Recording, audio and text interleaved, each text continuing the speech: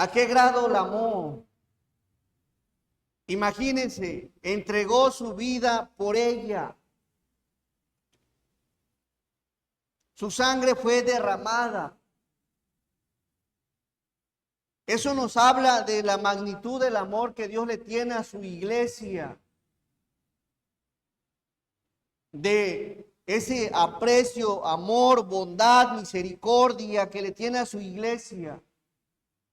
Cuando usted comprende cuánto ama Dios a su iglesia, empieza usted a tener cuidado de cómo tratar a la iglesia, cómo dirigirse en su iglesia, cómo vivir en su iglesia. Y aquí hay algo que te debe de llevar a analizar. Si entregó su vida por ella, imagínate la magnitud de su amor para con ella. Hay una versión que dice: para los maridos esto significa: ame cada uno a su esposa tal como Cristo amó a la iglesia. Él entregó su vida por ella. Es interesante que cuando Cristo vino no había una iglesia, pero sí habló de la iglesia. Él sabía que sobre la iglesia. Y saben, la iglesia fue determinada por Dios mismo. ¿Desde cuándo? Desde antes de la fundación del mundo. Y eso lo encontramos en la carta a los Efesios 1:4. Es decir, que desde antes de que el mundo fuera creado, Dios ya había pensado en la iglesia.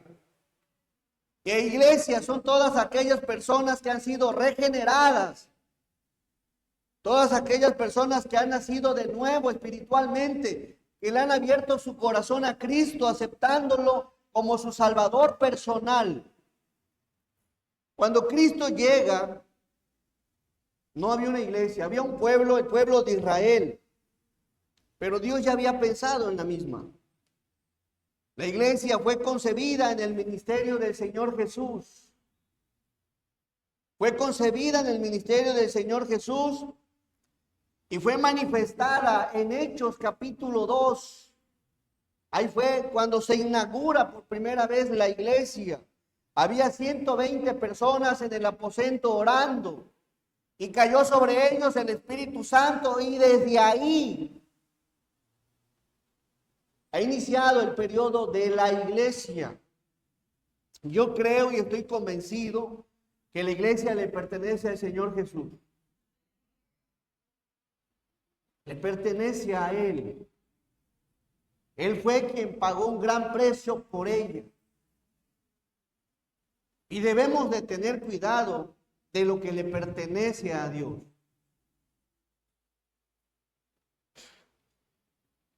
En Hechos 2 se manifiesta el inicio de la iglesia con el derramamiento del Espíritu Santo. Y culminará el periodo de la iglesia, ¿cuándo? Con el arrebatamiento del Señor, cuando venga el Señor por los creyentes, por los discípulos, por todo aquel que ha creído en Jesús como su Salvador personal. Y está esa promesa que la iglesia debe de estar esperando. Cristo viene pronto y vendrá por aquellos que le tienen en el corazón. Los muertos en Cristo resucitarán primero, luego los que estén vivos subirán al cielo con Dios, con el Señor.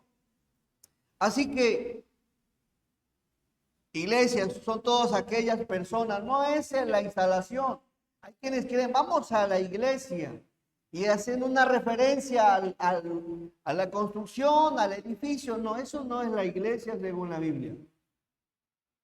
Porque si así fuera, maridos, amad a vuestras mujeres así como Cristo amó. Si fuera, imagínense la construcción, diría, así como a Cristo amó el templo, el santuario, y no es así. Así que iglesias son aquellas personas que han sido regeneradas y han experimentado el nuevo nacimiento. Es valiosa para el Señor, es importante, es amada, es valorada, es cuidada de forma especial. El Señor la sustenta, le provee, la protege, la cuida, la ayuda, la anima, la restaura, la perdona, la llena de gracia, la llena de amor, de cuidados especiales. Hay veces creemos, ¿y qué voy a hacer por la iglesia? No, hay alguien que ya hace algo por la iglesia. Su Señor, su dueño. Por lo que debemos de tener mucho cuidado con aquello que la dañe, con aquello que le afecte, con aquello que quiera afectarla, fracturarla, mancharla, destruirla, hacerla quedar en mal. No va a quedar sin justicia del Señor, porque es la iglesia. También dice la palabra que se conoce como la esposa del Señor. ¿Cómo se pone un esposo cuando empiezan a hablar de su esposa? Pueden hablar de todos, pero aguas cuando hablas de la esposa.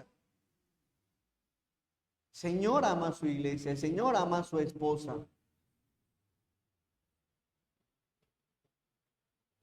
Debes de tener en cuenta esto. Vamos al libro de Nahum.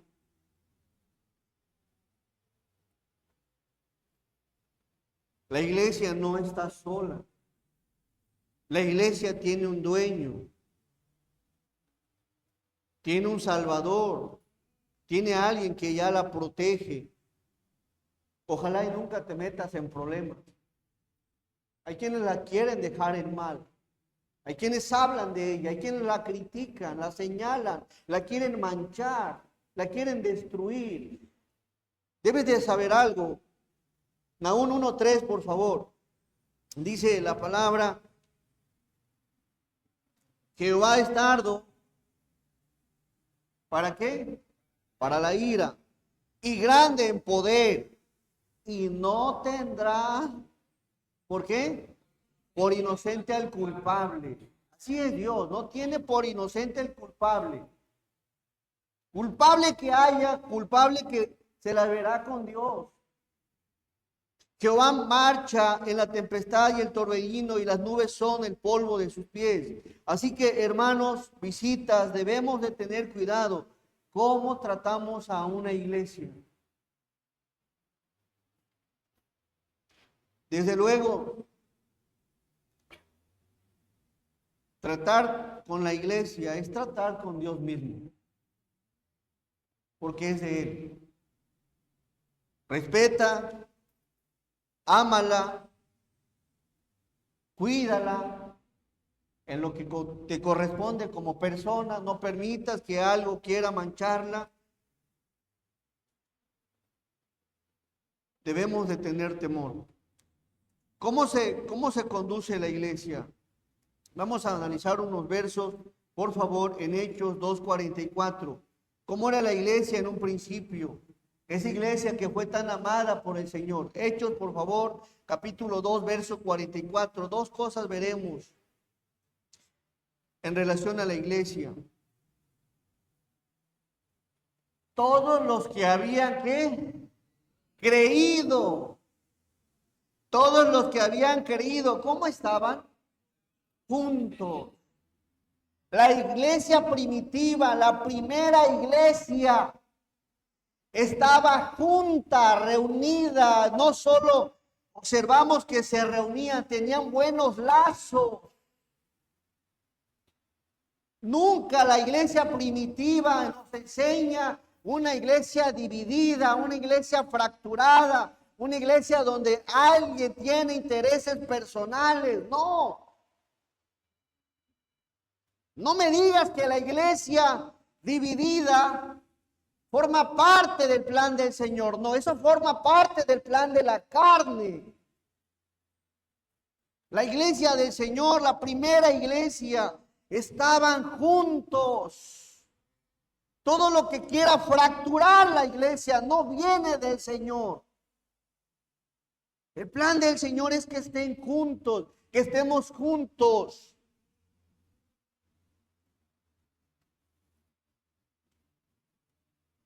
Es interesante cómo es que la primera iglesia estaban juntos, eran judíos, la primera iglesia era judía, así inició, se contaban con los dedos de la mano casi, eran muy poquitos. habían experimentado el nuevo nacimiento y nos da un ejemplo que estaban juntos. ¿Cómo debemos de estar? No tiene que haber secciones en las que, yo soy de Apolos, yo soy de Pedro, yo soy de Pablo. No, espérense. La iglesia es del Señor. Yo soy del Señor. Estoy aquí por el Señor. Y me mantengo unido a lo que es del Señor, a su iglesia. Cuando una persona empieza o considera que hay alguien más importante que Jesús en su iglesia, ya está en problemas. Porque ya no se está uniendo al cuerpo, se está desuniendo a ese cuerpo, tomando consideraciones plenamente humanas. Así que la primera iglesia estaba unida. ¿Por qué están tan unidos ustedes? ¿Por qué cuando una persona enferma o padece o está pasándola mal, por qué se unen? Por amor al Señor y porque también vemos que la iglesia se amaba y estaba unida en lo bueno y en lo no tan bueno. Así que, hermanos, ¿qué quieres para tu iglesia? Van 62 años, pero debes de tener cuidado, que es aquello que la quiere fracturar.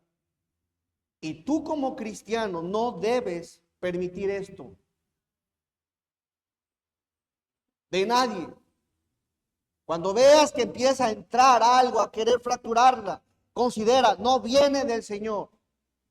Y tú, si conoces la palabra y si has escuchado que en el aniversario 62 se enseñó que la iglesia tiene que estar unida y no hablas y no dices nada, entonces sería como formar parte de un mal plan que la quiere fracturar.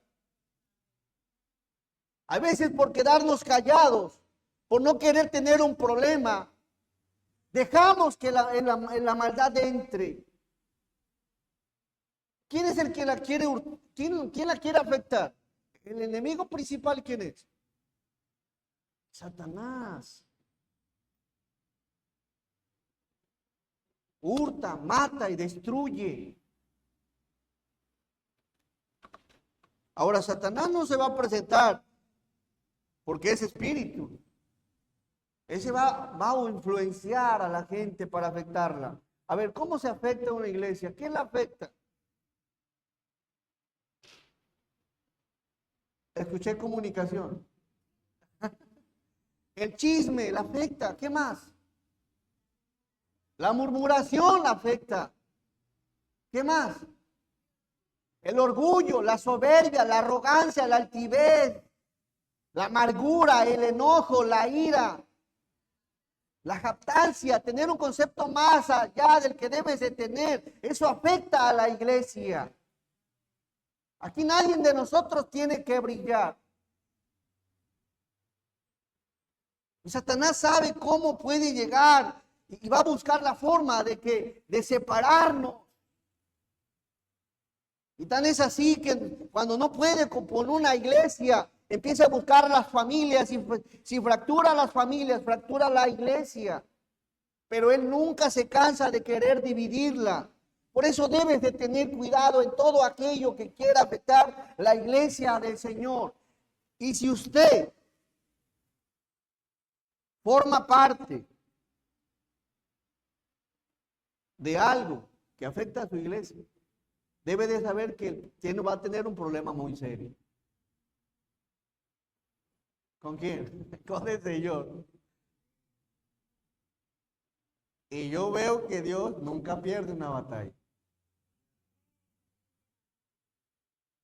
El que no es con Dios, es contra Dios. Y ojalá nunca estés en el lado contrario.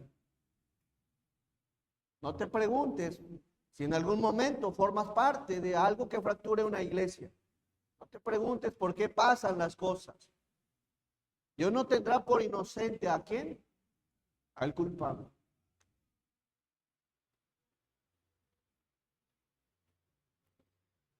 Así que la iglesia, Dios la ama, Dios la quiere y quiere una iglesia unida. Esa era la iglesia primitiva, la iglesia apostólica, aquellas que crecían bajo la enseñanza y la doctrina de los apóstoles. Una iglesia que estaba unida. Si tú ves por ahí, consideras, esto no es apropiado, ¿sabes qué? ¿Por qué no hablar? A veces tenemos miedo a hablar. ¿Por el qué te van a decir? Ayer le hablaba a los jóvenes de tener un espíritu valiente y les mencionaba de qué forma puedes llenarte de valentía para poder hablar y expresar, y a veces no tenemos mucha valentía.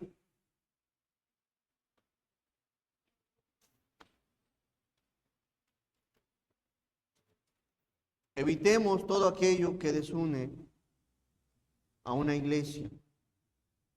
Eso es trabajo del enemigo. Eso es un trabajo de Satanás. Y debemos de tener cuidado con ello.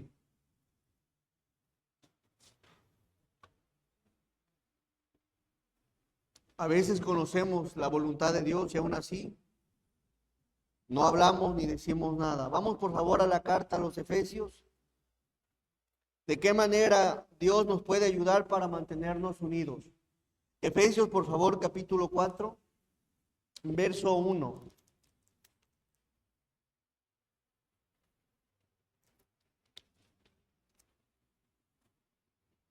Esta carta Pablo se le escribe a la iglesia de Éfeso, y miren qué les dice: yo pues preso en el Señor, os ruego que, ¿cómo debemos andar como iglesia? ¿Cómo es que? Digno. Así que si pensabas andar indignamente, a ver ya, Señor, perdóname, límpiame, restáurame, no quiero andar como el mundo, no quiero andar en mi carne, quiero andar como es digno, Señor. Y creo que todos en algún momento hemos tenido momentos también de flaqueza espiritual, pero qué bueno que has venido a la iglesia. Si no, tu vida no ha reflejado algo digno, pues creo que hoy puedes reconciliarte con Dios y decirle al Señor: Señor, perdóname. Y Pablo exhorta a la iglesia: os ruego que andéis, que vivan, que se conduzcan como es digno de la vocación con que fuisteis llamados. Evitemos la forma inapropiada de andar, la forma desordenada.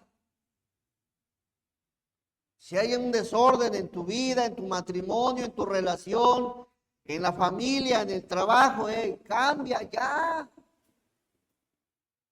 Cambiemos nuestro estilo de vivir para que refleje un estilo digno, como lo enseña la palabra con la que fuimos llamados.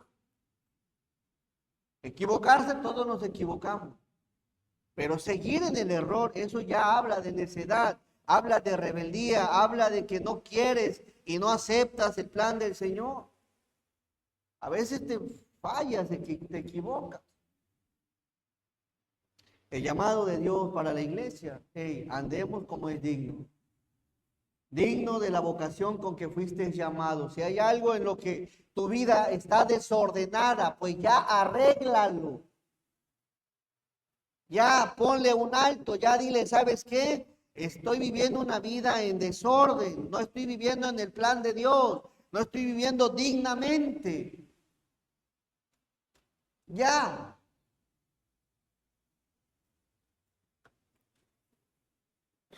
El Señor puede ayudarte a vivir de una forma agradable a Él. Solo quizás, pues no vas a poder. Necesitamos todos la ayuda del Señor. Así que cualquiera que sea tu situación, ordénala ya como es digno de la vocación con que fuimos llamados. Vamos al verso que sigue. No solo debemos de andar como es digno. Miren, hermanos, cuando esto existe, cuando esta virtud existe en la iglesia, ¿no? Es algo bonito. ¿Por qué? Porque nadie tiene un concepto más allá. También se lleva como el que barre, como el que predica. También se lleva como el que enseña, como el auxiliar.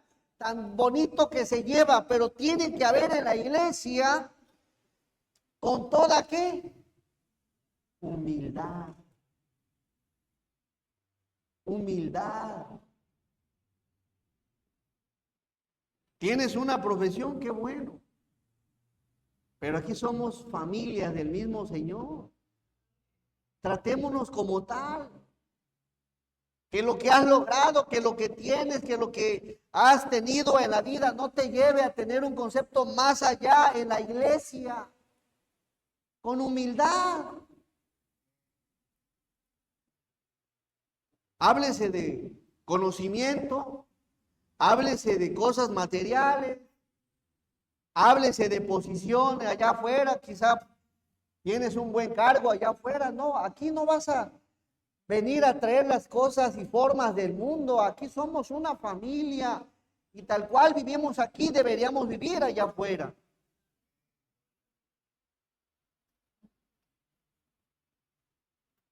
Si eso que tienes, eso que sabes, ese puesto que tienes sirve para glorificar al Señor, qué bueno. Pero que no sea para tratarnos entre nosotros o tener un concepto más allá del que debes de tener. Con toda humildad. Qué bonito. Una de las virtudes que más me encantan del Señor. Todas son hermosas, pero la humildad. Porque siendo Dios, no estimó el ser igual a Dios como cosa que aferrarse.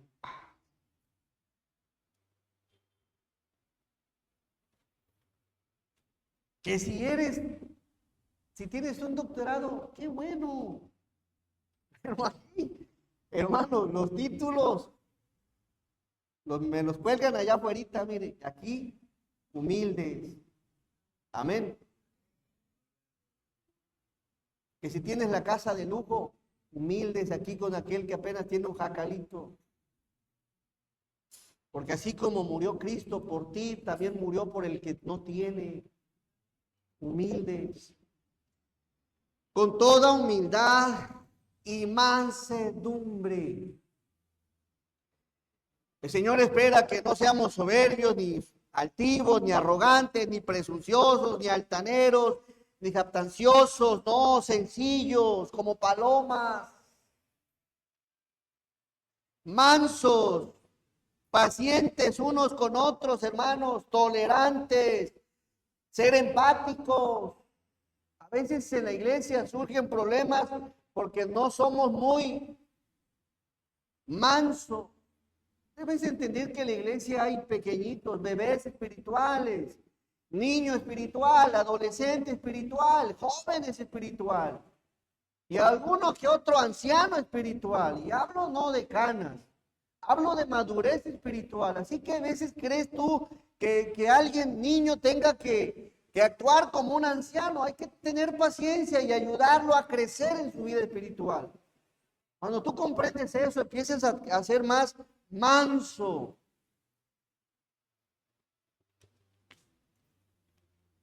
No va a faltar aquel que le extiendes la mano y no te saluda. A lo mejor es un niño espiritual. Que vas hacia él y te corta vuelta. No, considéralo. No, pues es un niño. Voy a orar por mi hermano y un día va a dejar de hacer eso.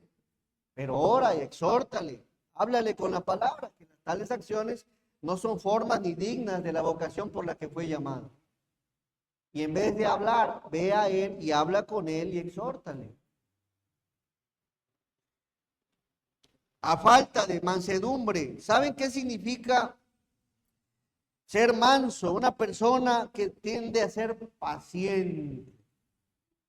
La impaciencia hay veces brilla por su ausencia.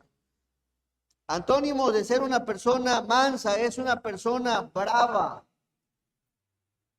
que tiende a airarse rápido, que tiende a enojarse, que tiende a molestarse, que tiende a ser muy intolerante. Imagínense las maestras ahorita con los niños pequeños. Tienen que ser pacientes. Volvemos al verso 2. No solo mansedumbre, sino soportándoos, ¿qué cosa? Con paciencia los unos a los otros, ¿con qué? En amor. Con paciencia. No, pastor. Ya. ¿Por qué te tiene paciencia, no? Es que el Señor nos enseña a tener paciencia. Y es que así como nosotros debemos de tener paciencia, alguien más a nosotros nos ha tenido mucha paciencia. Mucha paciencia. Así que soportándonos con paciencia los unos a los otros. Cuando la persona tiende a andar dignamente, con humildad, siendo manso, aprendiendo a soportar con paciencia y con amor, entonces hay unidad. Cuando no hay estas cosas, te hacen tantito algo y ya te enojas. Ya estás hablando, ya estás criticando. Paciencia. Claro, debemos ir cambiando todos, pedirle al Señor que nos ayude, que nos vaya renovando y cambiando. ¿Será Dios paciente con nosotros, hermanos? Como iglesia, ha sido bien paciente con nosotros. Bien paciente. No hemos sido consumidos porque sus misericordias son nuevas en cada mañana, ¿verdad? Es bien paciente. Y con todos, hermanos. Verso 3. Solícitos en guardar, ¿qué cosa? La unidad del Espíritu en el vínculo de la paz. El Señor quiere que seas solícito. De una palabra griega, poudazo, que quiere decir que seas una persona que procura con diligencia guardar la unidad. Eres algo sabio, prudente, diligente en cómo guardar la unidad. Hay veces hay que cerrar la boca, hay veces hay que abrirla, hay veces que hay que exhortar, hay veces que hay que corregir, pero hay que ser solícitos.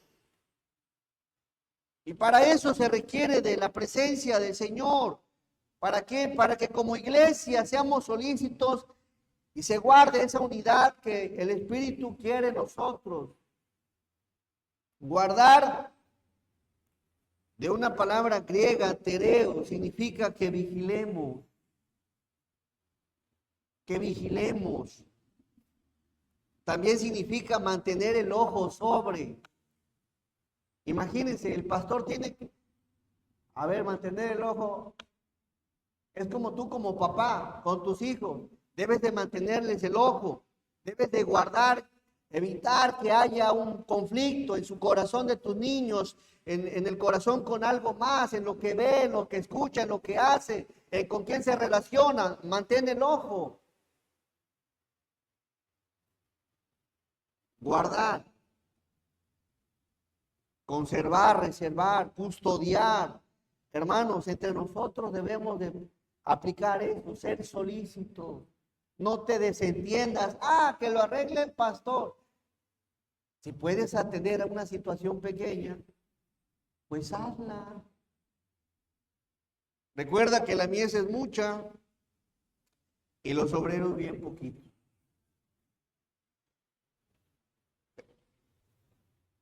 Y número 2, estas cosas mantienen la unidad. Andar dignamente, ser humildes, ser manso, tiene que ver ser solícito, tener paciencia, mantienen la unidad. De lo contrario, va a ser una iglesia que a la primera que alguien se equivoque, se genera un caos. Número 2, vamos a Hechos 2:44. No solo era una iglesia unida, que andaba dignamente, como era digno del Señor. No solo era paciente, no solo era humilde, no solo era mansa, no solo era solícita. ¿Cómo no van a andar bien juntos?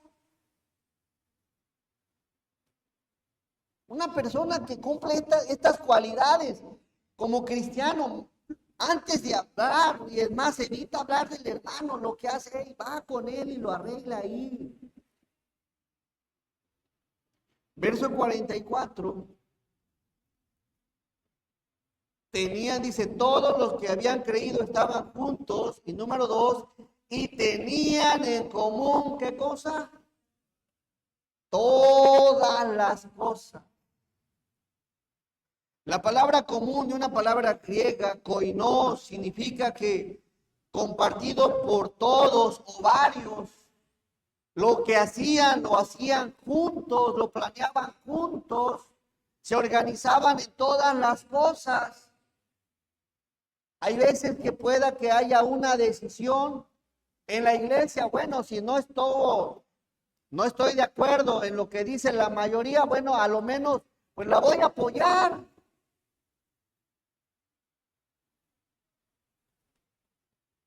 Si no se hace lo que yo quiero, no lo apoyo.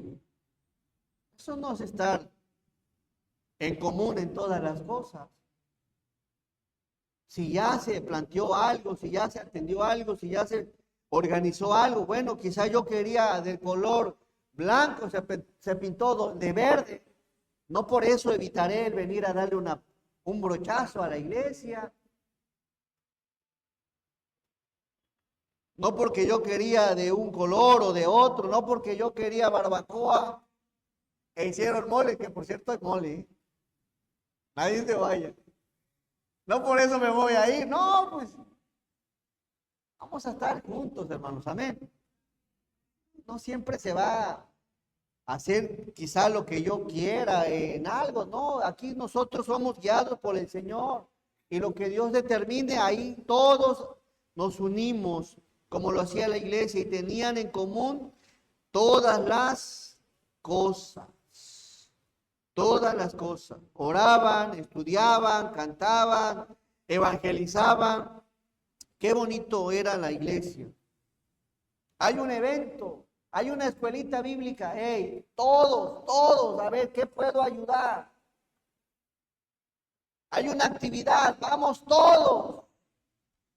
Se abre una misión, vamos todos.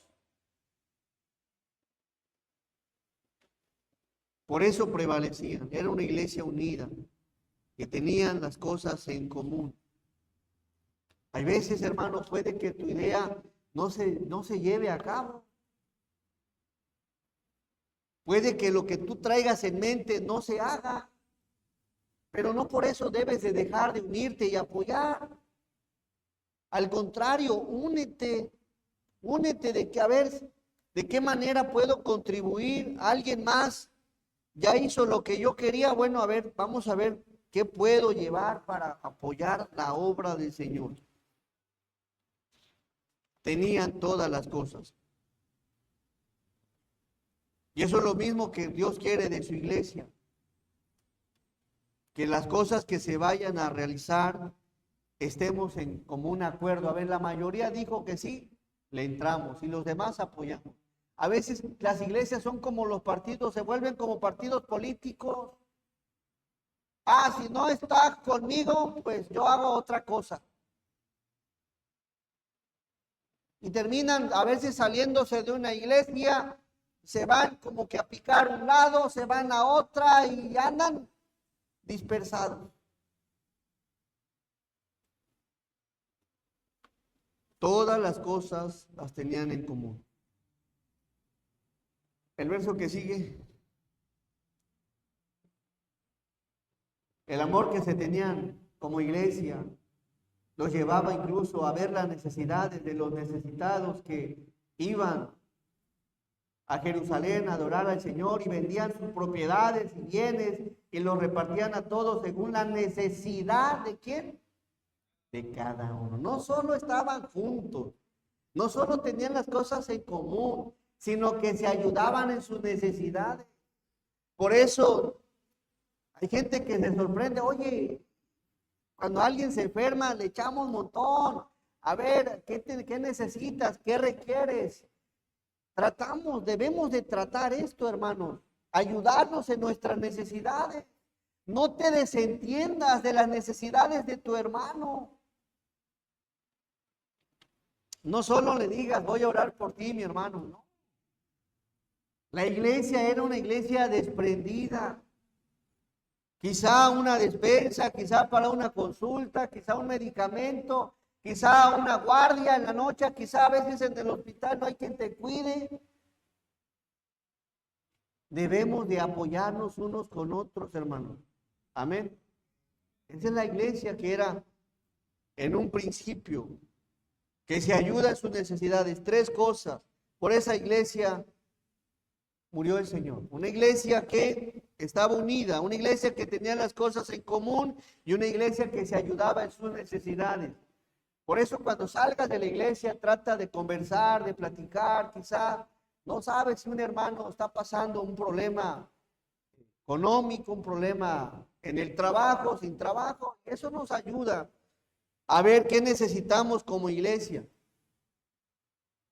Recuerdo hace años, aquí una hermana dice, pastor, no era pastor, hermano Juan Carlos, he estado escuchando que han estado orando por usted por cuestiones de trabajo y mire, ahí le presto mi casita.